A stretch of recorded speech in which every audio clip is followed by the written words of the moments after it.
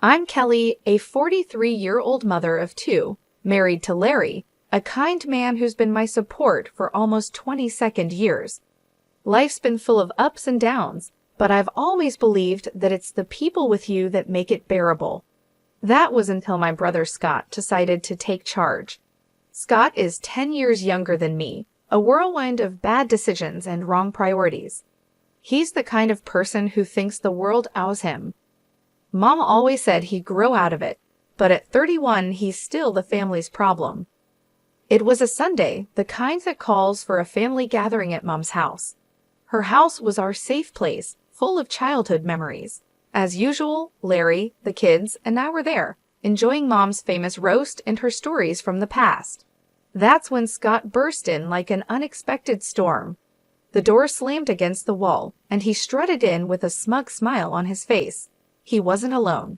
Clinging to his arm was a young woman, barely out of her teens, with a clearly pregnant belly and a dress more suited for a nightclub than a family lunch. Larry choked on his tea. Lauren, my 13-year-old, asked if she was going to be an aunt. Eric, the 10-year-old, was more interested in why Aunt Olivia's dress was so shiny. Family, meet Olivia, my fiancée, Scott announced, as if he was showing off a prize. Mom's fork dropped. Fiancé, Scott, we talked about this, she said. Olivia flipped her hair and gave us a look that could spoil milk. Yeah, we're getting married, and this little guy, she patted her belly, is Scott Jr. The room was so quiet you could hear the clock ticking. Larry cleared his throat. Congratulations, Scott. That's big news, Scott smirked. We're staying here for a while, till we get our own place. Mom tried to smile, but I saw the worry in her eyes.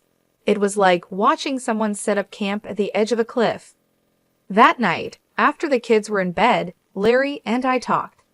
Kelly, your brother isn't just irresponsible. He's taking advantage of your mom. I knew he was right. Scott was a tornado, and we were all in his path. The only question was how much damage he would do before he moved on. The next few days were a blur of Scott and Olivia making themselves at home. Olivia turned the living room into her personal lounge, always putting her feet up on Mom's antique coffee table. Scott spent his days on his phone, laughing at things no one else found funny. Mom was running around, trying to keep up, making meals, cleaning up after them, and never getting a thank you. It was like watching someone slowly deflate. One evening, I found Mom alone in the kitchen, looking older than her years. Mom, you can't let them walk all over you, I said. She sighed, Kelly, he's my son, and that's my grandbaby. I can't turn them away. I wanted to scream, to tell her she was being used, but I bit my tongue. Family is complicated, and sometimes love means turning a blind eye, even when you know you shouldn't. That's how our new normal began. Scott and Olivia, the ungrateful guests, and the rest of us trying to keep the peace in a house that suddenly felt too small.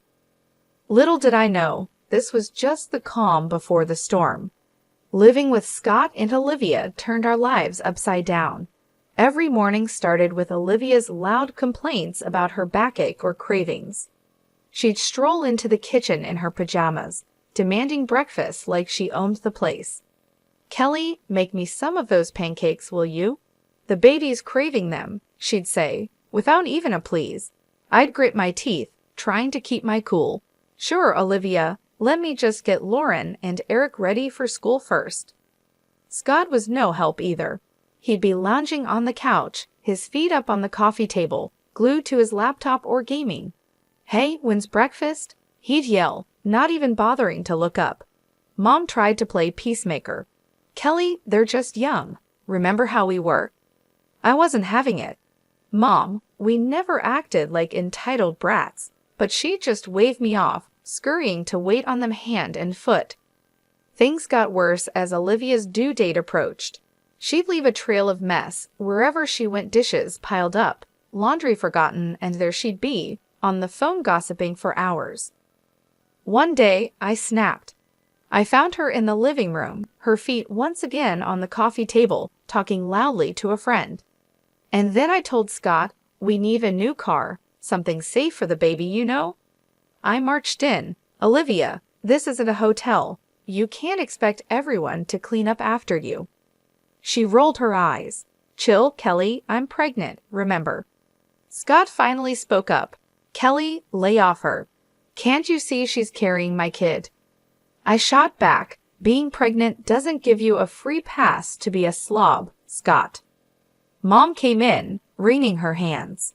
Please, let's not fight. It's not good for the baby. I looked at Mom, her face drawn and tired. This isn't right, Mom. You're wearing yourself out for them. Mom wouldn't listen. Their family, Kelly. What can we do? The days dragged on. Scott and Olivia would disappear for hours, leaving Mom to clean up their mess. They'd return with shopping bags, laughing about their day out. One evening, I heard them planning a lavish wedding. We need the best, babe. It's our day, Scott said, his arm around Olivia. Olivia giggled. Of course, and your mom can help with the expenses, right? I couldn't believe my ears. I confronted them. You're planning a wedding you can't afford and expecting Mom to pay for it. Scott shrugged. Why not? She's got the money. I was livid. You can't keep using Mom like your personal ATM, Scott. My words fell on deaf ears. They just laughed and continued their planning, leaving me fuming. Life in Mom's house had gone from bad to unbearable. Olivia had given birth to a baby boy, Jerry. You'd think that would slow them down, but no, it only gave them more excuses. One morning, I walked into the kitchen to find Mom washing a mountain of dishes. Olivia was sprawled on the sofa, cooing at Jerry, while Scott played some game on his phone. Morning, Mom. Why are you doing all these dishes? I asked, trying to keep my voice steady. Mom just sighed. Olivia needs to rest, and Scott's busy. I glanced at Olivia. Busy doing what? Olivia, you can't just leave everything to Mom. Olivia shot me a look. I just had a baby, Kelly. I'm not supposed to stress myself. Scott didn't even look up. Yeah, Kelly, back off. You don't know how hard it is. I couldn't believe it. Hard? You call sitting on your butt all day hard? Mom tried to calm things down. It's okay, Kelly. I don't mind. But I was past caring. No, it's not okay. You're not their servant. It was like talking to a wall. Scott and Olivia just didn't care. They'd leave the house for hours, leaving Mom to take care of Jerry. They'd come back with bags of clothes and gadgets, bragging about their great deals. One day, I found a receipt on the table for a designer dress for Olivia. It cost more than what most people make in a week. I confronted them. Scott, where did you get the money for this? And why is Mom paying for your lifestyle? Scott shrugged, not bothered. She's our mom, Kelly. She wants to help. I was furious. Help? You're bleeding her dry. Olivia smirked and chimed in. If she's willing, why not? Besides, what's it to you? I couldn't take it anymore. I had to talk to Mom alone. Mom, you can't keep giving them money. They're using you. Mom just shook her head. I can't abandon them, Kelly, especially not Jerry. I tried to reason with her, but they're not even trying to be responsible. Scott's not looking for a job, and Olivia's just spending your money like water. Mom looked away, her voice barely a whisper. I know, Kelly, but they're my children. I have to help them. I felt helpless, watching my family fall apart. Scott and Olivia were like leeches, draining everything and giving nothing back. And Mom, bless her heart, was too kind to see it. I didn't know how much more I could take. The breaking point was near, and I feared what would happen when we finally reached it. Things took a turn for the worse when Mom suddenly fell ill. It happened so fast. One day she was her usual self, and the next she was bedridden, looking frail and weak. I was at her bedside, holding her hand. Mom, you're going to get through this, I whispered, trying to sound more hopeful than I felt. She gave me a tired smile. I'm just worn out, Kelly. I've lived a good life. Scott and Olivia were nowhere to be seen, probably out spending more of Mom's money. I couldn't hide my anger anymore. Where are they, Mom? Why aren't they here helping? Mom's eyes were sad. They have their own lives, Kelly. Don't be too hard on them. But I couldn't let it go. Their own lives? They're living off you, Mom, and now when you need them the most, they're absent. Mom just sighed. It broke my heart to see her like this, defeated and alone. Then the inevitable happened. Mom passed away quietly one night, with me by her side. Scott and Olivia were out, probably having the time of their lives, oblivious to the tragedy unfolding at home. The funeral was a blur. I remember seeing Scott and Olivia arrive at the funeral looking like they were going to a party instead of mourning a loss.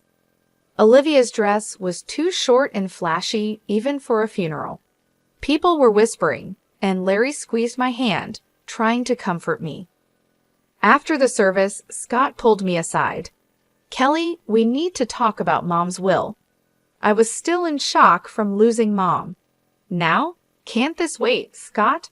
He was insistent. No, it can't. I know she left the house to me.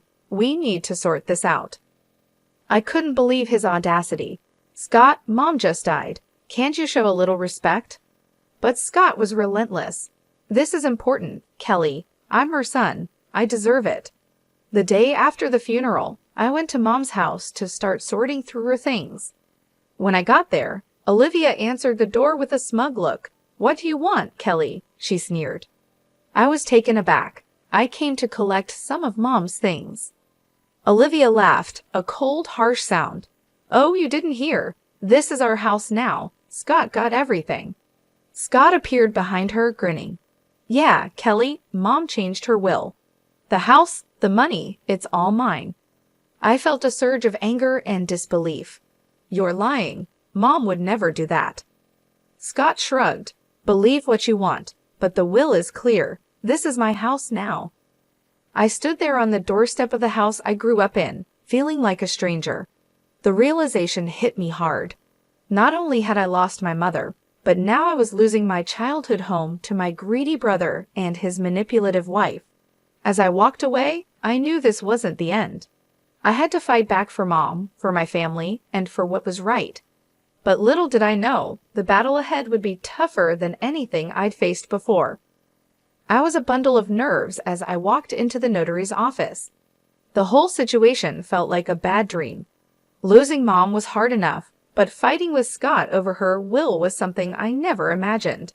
The notary, Mr. Richard, was an old family friend. He looked up as I entered, his face somber. Kelly, I'm sorry for your loss. Let's get straight to the matter at hand. I nodded, trying to steady my voice. Mr. Richard, Scott says Mom left everything to him. That can't be true. Mr. Richard shuffled some papers. Well, let's see what the will says. Scott and Olivia walked in just then, all smugness and arrogance. Olivia gave me a triumphant smirk. Ready to lose, Kelly? I ignored her and focused on Mr. Richard. He cleared his throat and began reading the will. My heart was pounding in my chest. And to my son Scott, I leave. I braced myself for the worst, the sum of $4,000. Scott's face fell. What? That's it. Mr. Richard continued, and to my daughter Kelly, I leave the family home and the remainder of my estate. I couldn't believe it. Relief and disbelief washed over me. Olivia was furious. That's impossible. She promised us the house. Mr. Richard looked at them sternly. There's more. It appears your mother made this last will a month ago, after expressing concerns about undue pressure from certain family members. Scott was red with anger. She wanted me to have the house. I couldn't help but feel a sense of justice. Mom knew what you were doing, Scott. She knew you were using her. Scott turned to me, his eyes blazing. You did this. You turned her against me. Olivia chimed in, her voice shrill. We'll contest this. We'll get a lawyer. Mr. Richard raised an eyebrow. You're free to do so, but be aware if it's found that there was any coercion involved in the previous will. There could be legal consequences. Scott and Olivia looked at each other, their confidence wavering. I stood up, feeling stronger than I had in months. Mom saw through your greed. She made sure her last wishes were respected. Scott stormed out, cursing under his breath. with Olivia trailing behind him. I stayed back, thanking Mr. Richard. As I left the office, I felt a mix of emotions.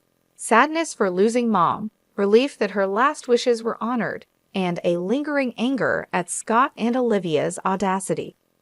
It was a regular afternoon when Scott stormed into the house, his face red with anger and disbelief.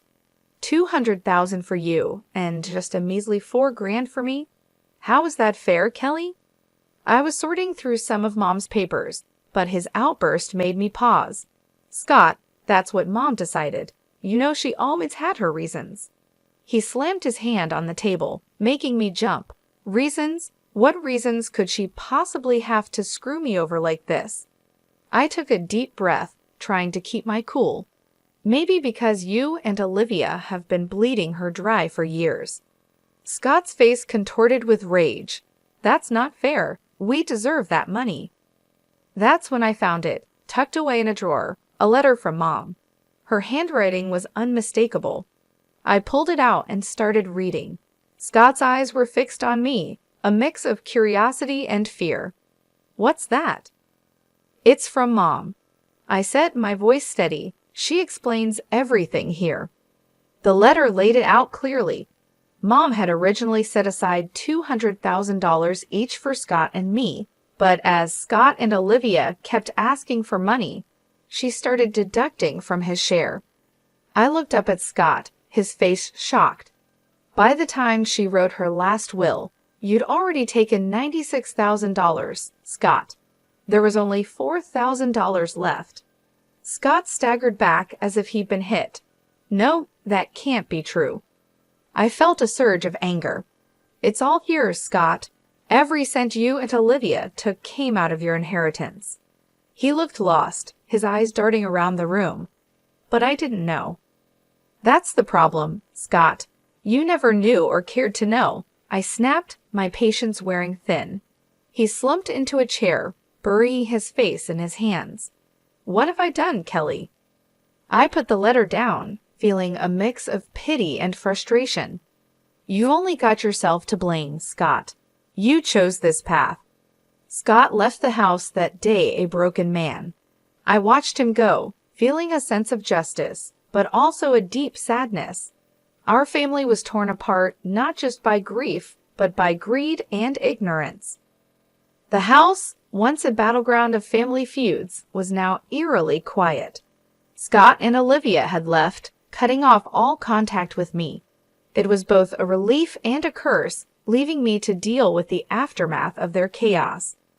As I sat in the living room, staring at the walls that had witnessed so much, my friend Nancy called. Kelly, have you heard about Scott? I braced myself. No, what now? She hesitated. He's been spotted around town, looking for jobs. And Olivia? She's been seen with different men, flaunting around like she's single. My heart sank. And Jerry, their son. No sign of him, Kelly. It's like they've forgotten they have a child.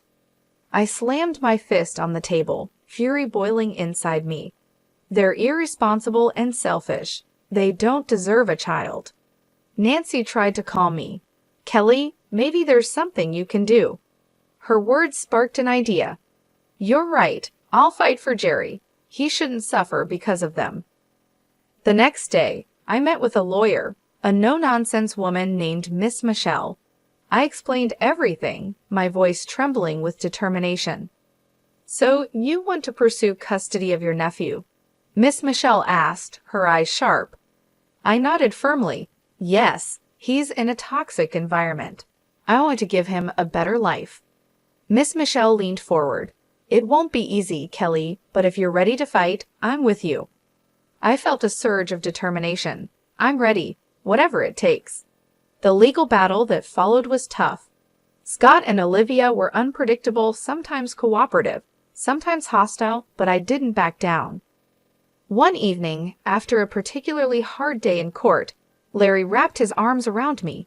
You're doing the right thing, Kelly. It's hard but right. I leaned into his embrace, exhausted but hopeful. I just want Jerry to be safe, to have a family that cares. The day the judge granted me temporary custody of Jerry was bittersweet. He was a sweet boy, confused and scared, but he slowly opened up to us. Lauren and Eric adored him, and he brought a new kind of joy into our home. Scott's reaction was a mix of anger and defeat. "You've taken everything from me, Kelly." I faced him, my voice steady. "I'm protecting Jerry, something you should have done." As Scott stormed off, I realized our relationship might never be repaired. But this wasn't about us. It was about a little boy who needed a stable home. Life with Jerry was a new adventure. There were challenges, of course, but also laughter and love.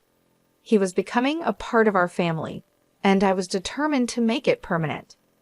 Looking back, I knew I'd made the right decision. It was time for new beginnings for all of us, a chance to heal, grow, and build a future filled with love and stability.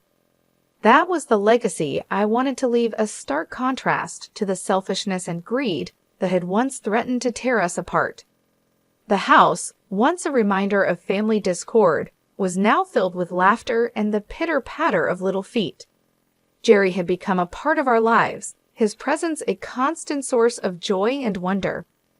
One evening, as we were tucking him into bed, he looked up at me with those big innocent eyes. "Aunt Kelly, am I going to stay here forever?" I smoothed his hair, my heart swelling. "Yes, Jerry, you're part of our family now." He smiled, his tiny hand gripping mine. "I like it here. Lauren and Eric are fun." I kissed his forehead. "We love having you here, sweetie." I walked out of his room. Larry was waiting with a proud smile on his face. "He's really settling in, isn't he?" I nodded, feeling accomplished. "He is. We're giving him the life he deserves." The next day, I received a call from Miss Michelle. "Kelly, it's official. The court has granted you full custody of Jerry." I nearly dropped the phone, tears of happiness welling up. "Thank you, Miss Michelle. Thank you for everything." After hanging up, I shared the news with the family. Lauren and Eric cheered, hugging Jerry in a group embrace. Even Larry had tears in his eyes. "We're a family," Larry said, his voice choked with emotion. "A real, complete family." The journey had been long and full of challenges, but we had come out stronger. I thought about Scott and Olivia, wherever they were. I hoped they would find their way, but my focus was now on the children, our family. In the months that followed, Jerry blossomed. He was no longer the timid boy we first met. He was confident, happy, and loved. One day, while we were all in the garden, Jerry came running up to me with a dandelion in his hand. "Look, Aunt Kelly, I made a wish." I crouched down to his level. "And what did you wish for?" He grinned, his eyes sparkling. "I wished we'd all be together forever." I hugged him tight. "That's the best wish, Jerry, and it's come true." As I looked around at my family, I felt a deep sense of peace. We had weathered the storm and emerged stronger. Our future was filled with hope, love, and the promise of new beginnings. This was our story, a testament to the strength of family and the power of love. It was a future of hope, and we were ready to embrace it with open arms.